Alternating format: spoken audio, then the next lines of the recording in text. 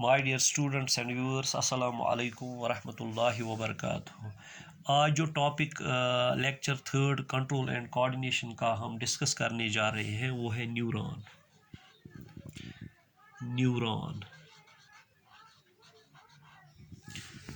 देखो बेटा, जो ये न्यूरॉन है या नर्व सेल है, it's the structural and functional unit of nervous system.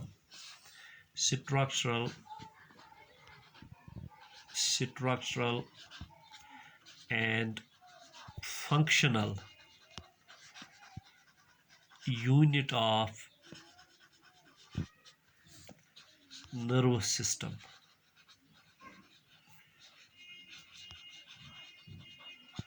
Structural and functional unit of nervous system.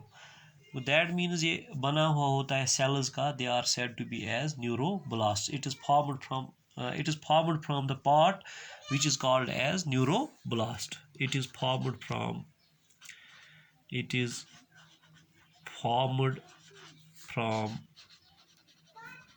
neuroblast. That means जो न्यूरॉन है, it's the longest cell found in the body. Longest cell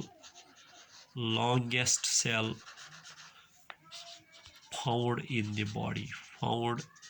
the body. बेटा, अब आपको आज जो हमारा lecture है वो न्यूरॉन है. न्यूरॉन क्या होता है? न्यूरॉन होता है structural and functional unit of nervous system. ये कहाँ से बनता है?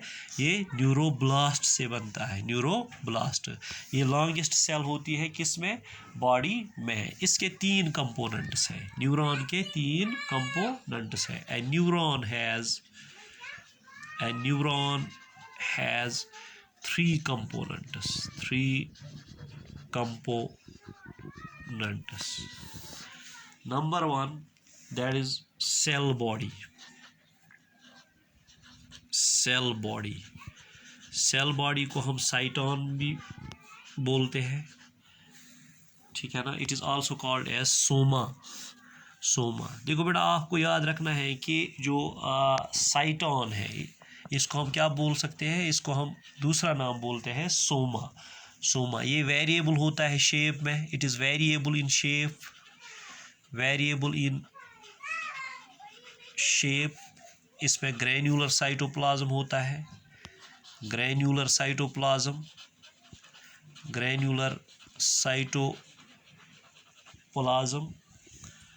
that is said to be as neuroplasm.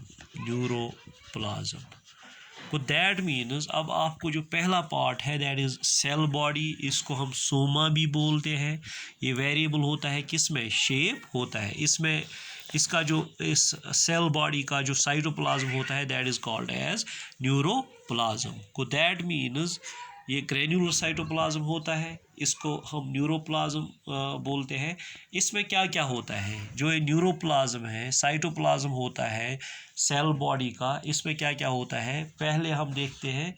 ये इसमें होते हैं a large spherical centrally placed nucleus. A large, that means इसके बीच में होता है लार्ज न्यूक्लियस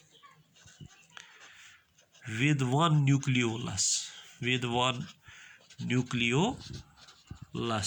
That means आपको याद रखना है इसके सेंटर में, न्यूरोप्लाज्म के सेंटर में न्यूक्लियस होता है. द न्यूक्लियस इज इसमें सिर्फ एक ही क्या न्यूक्लियोलस होता है.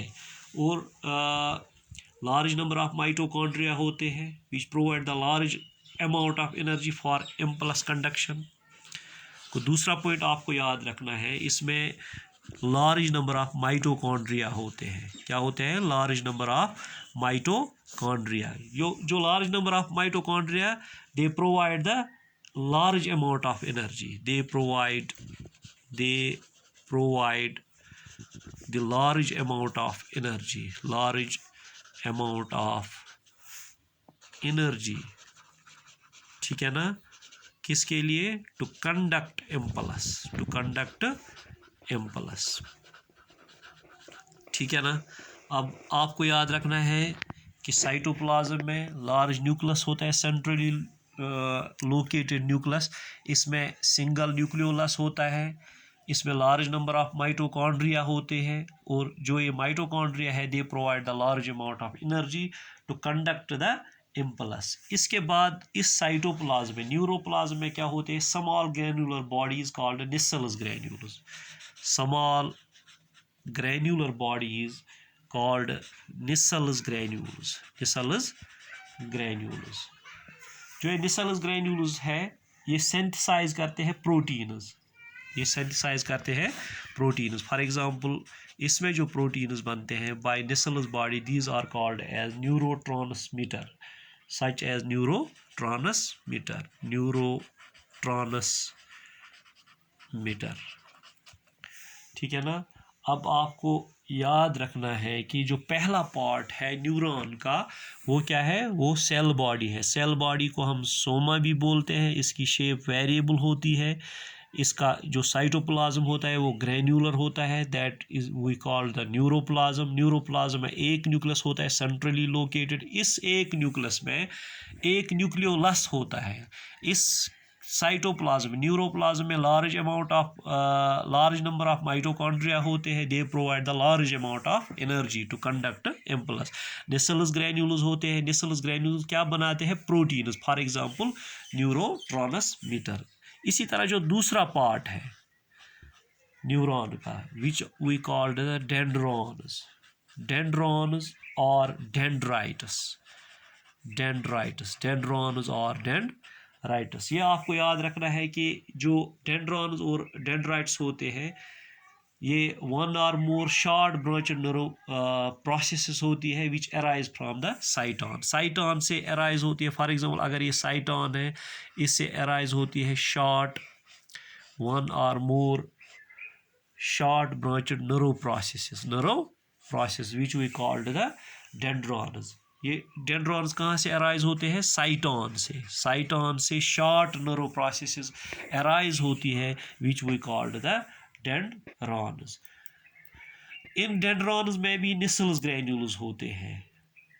जो निसेल्स ग्रैन्यूल्स डेंड्रॉन्स में होते हैं they conduct the neuro impulse towards the cell body, towards the cell body. अब ये कंडक्ट करते हैं neuro impulse towards the cell body, cell body को। दैट मीन्स वहाँ हमने पढ़ा है कि जो निसेल्स ग्रैन्यूल्स होते हैं कहाँ, साइटॉन में, वो प्रोड्यूस करते हैं प्रोटीन, फॉर एग्जांपल न्यूरोट्रांसमीटर। यहाँ जो डेंड्रॉन्स में जो अराइज होते हैं साइटॉन से शॉर्ट प्रोसेसेस, ये करते हैं conduct neuro impulse towards the cyton, towards the cyton. इसके बाद जो तीसरा पार्ट है that is axon, that is axon. Axon जो है ये सिंगल होता है, डेंड्रॉन्स एक से ज़्यादा होते हैं और जो एक्सॉन है ये सिंगल होता है, सिलेंड्रिकल होता है, सिलेंड्रिकल प्रोसेस होती है, it is single cylindrical process,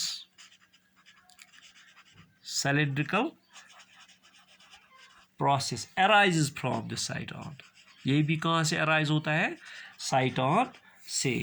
इसका जो प्राइमरी फंक्शन है to conduct the neuro impulse away from the cyton. देखो बेटा आपको याद रखना है कि जो न्यूरो इम्पल्स है, न्यूरो इम्पल्स डेंड्रॉन्स कंडक्ट करते हैं neuro impulse towards the cyton, और जो एक्सॉन है ये न्यूरो इम्पल्स को कंडक्ट करते हैं away from the cyton to another neuron. That means एक एक्सॉन जो है ये यहाँ से पहले न्यूरॉन से न्यूरो इम्पल्स को लाते हैं, भेजते हैं दूसरे न्यूरॉन को, भेजते हैं दूसरे न्यूरॉन को। इसके बाद अनदर न्यूरॉन और another cells such as muscle cells और ग्लैंड्स। दो टाइप्स के एक्सॉन्स है, एक है माइलिनेटेड, दूसरा है non myelinated. Myelinated and second one is non myelinated. ठीक है ना। सिंपली आपको याद रखना है कि जो myelinated neurofibres are enveloped with the Schwann cells which form the myelin sheath around the axon। को दैट मीन्स जो माइलिनेटेड न्यूरोफाइबर्स होती है इनके इर्द गिर्द around them there are the Schwann cells. जो सचविन सेल्स है ये क्या बनाते हैं, myelin sheath around the axon. वो दैट मीन जब एक्सान के इर्द गिर्द क्या होगा, माइलिन शीथ होगा, that is said to be as myelinated axon. The gaps formed between the myelinated sheet are called nodes of Ranvier. Nodes of Ranvier, इनको हम क्या बोलते हैं, जो गैप्स होते हैं किन के बीच में, माइलिनेटेड शीट के बीच में, they are said to be as nodes of Ranvier. इसी तरह है नॉन माइलिनेटेड नर्वोफाइबर्स। जो नॉन माइलिनेटेड नर्वोफाइबर्स होते हैं, they are also enclosed by Schwann cells, but they do not produce the myelinated sheet around the axon. Both axon and dendrites arise from the cell body. अब आपको याद रखना है कि जो ये axon है ये सिंगल होता है, सिलेंड्रिकल प्रोसेस होती है, ये अराइज होती है साइटॉन से। ये नर्व इम्पल्स लाता है कहाँ से,